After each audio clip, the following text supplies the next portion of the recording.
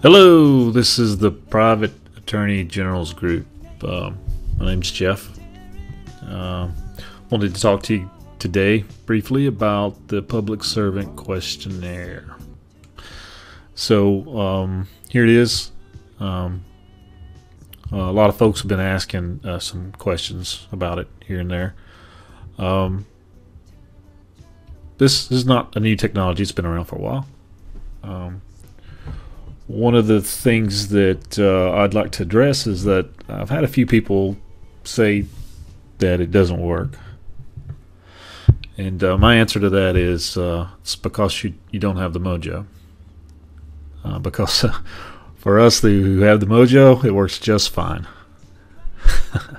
So how does one get it to work? How does one find the mojo? Well, the mojo is within yourself. It's that confidence, that belief that you carry with you wherever you go, that you're on the right track and you're doing what you're supposed to be doing. It's hard for words to capture what the mojo is. It's easier to show somebody who's looking for it. It's damn near impossible to show somebody who's not. So, how does one find the mojo? Well, let's use the Public Servant Questionnaire and see if we can do that. Up here, you see a Public Servant Questionnaire. Right here, I've got insert your family's coat of arms.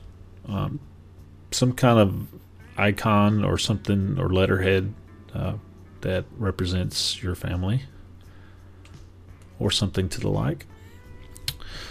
So here your name in lower caps, your name in upper caps, your straw man. Yeah, I'm sure most of you know about that. And then we have 2 or 3 pages, about 3 pages of questions. And then for official use only, the last page, that's for us. You're the official. Okay, so make a little note. Was a public servant cooperative? We write that in. Did the public servant give you proof of identity, a badge number or an ID card or something with their picture on it? If they question you, then here's some notes that you can inform them of why you get to do this. Also, like here in Washington, we have the RCWs. If you're pulled over for speeding or seatbelt or whatever the issue that the revenue is trying to initiate a contract with you and do business with you, you can. It's good to know about this case. This is a Perosa versus Tacoma, where a lot of things were cleared up. It says that codes are prima facie. They're not law. Codes and statutes are not law, people. They only work off of your consent. So if you consent, that's why they get to do things to you that you don't like. So you have to stand up properly and make sure they understand that you're not consenting. So that's another video though. So let's get back to the Public Servant Questionnaire. This is a win-win situation, especially those of us who have the mojo. The one route that it could go is that they'll fill out the information and return it to you, which is great, because now that saves a lot of legwork for you. You get the bond number and the surety, who's holding the bond, right here, 5 and 6. Very important information to have, especially if you're going to file a charge against them for the injury that they have inflicted on you or that they're about to inflict on you by forcing you into contract. So if they fill it out and give you this back, excellent. You won. You've won that little piece of the puzzle. That's good. Now, most of the time people say, well, they refuse or they don't send them back to us. Well, that's great too, because that's a win. So here's where the mojo comes in. Your confidence and your understanding of what's going on. You see, The public servant, they have a set of rules they have to abide by, and they're called the U.S. Code. The U.S. Code's not for you and me. Now, they'll tell you that. They'll tell you that we're bound to those codes, but we're not. Those U.S. codes are the rules for them to follow. Okay? So it's an Article 5 violation if they do not identify themselves to you.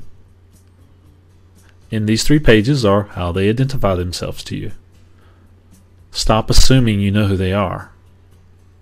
Make them prove it. All right? Now, in this scenario where they're not answering, now they're in an Article 5 violation, and you can charge them with that. And while you're at it, also charge them with obstruction of justice. Now, doesn't that change the game a bit? Now you can go and be the plaintiff in a criminal charge against the public servant who is trying to fillet you.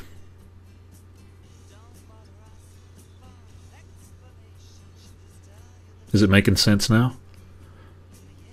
All you wanted was their ID to know who they are, and they refused it to you. Well, they're going to get charged with that now. Now, there's a process into getting to that point. You'll treat this public servant questionnaire just like a bill. You send it to them. They ignore it. You give them up to 21 business days to answer it. They don't. You send them another one. They ignore it. That's when you send the notice of default as well. And then the third time, they're in default. You send the notice of the default. All right. It works just like a bill. All right. So their silence is consent. You do your process so that you can prove that they got due process, and you keep all your paperwork and your mailing. And now, when you go to charge them for obstruction of justice in the Article 5 violation, you can add the default to it too. And in the default, there'll be things like the liability notice, your A schedule, and your terms and conditions. And in your A schedule and your terms and conditions, you'll list out the cost of what it is for them to do business with you. And since they fell silent and they didn't want to do business with you, or they did want to do business with you because they didn't answer, okay, you gave them the option. You said, hey, stop bothering me, or if you continue to bother me, these are my terms and conditions. So they don't answer. You show that you build your process, keep your paperwork, and show the due process. And now the game has changed for you. Make sense? Of course it does. It's the mojo. So this is how the public servant questionnaire is a win-win. If you don't understand the default process, then you need to study that, because it's an important part of this. But even if you don't, and all you know how to do is just file a court case, then this will help you too, because now you have the violation, the Article 5, and the obstruction of justice charge that you can charge them with. That's it, man. All right, so enough of that. I'm going to show you my website, the Private Attorney General's Group. Let's see, let's back up here. Let me turn my hacker vision off. Okay, so when you go to www.thepag.org, this is the splash screen you'll get to, and just click on this, and it'll take you on into the website. Now, I sent in an email about hacker vision and how you could take a dark website and make it light. Some people don't like the dark website. That's okay. You just install hacker vision, resume it, and then it'll make it light. And then turn it on, and it'll take it back, because the website's defaulted to the dark theme. So here, when you go in, you can go to the PSQ here, and you can find a copy of it. There it is, and you can download it here. Now, that's here. I wrote Mojo on how and why this has worked. Well, you just got the video. This is it. The video is how and why the Mojo of this works. It's a win-win. If you get the information from them, great. You got the information. Now you got their bond number. If they don't, now you get to take them into the vault process and charge them with obstruction of justice. So there you have it. I hope that helps you guys. And this will probably be doing other videos in the future, and I'll get better at them. So just hang in there with me. But I've enjoyed my time with you, and I wish you all well. Goodbye.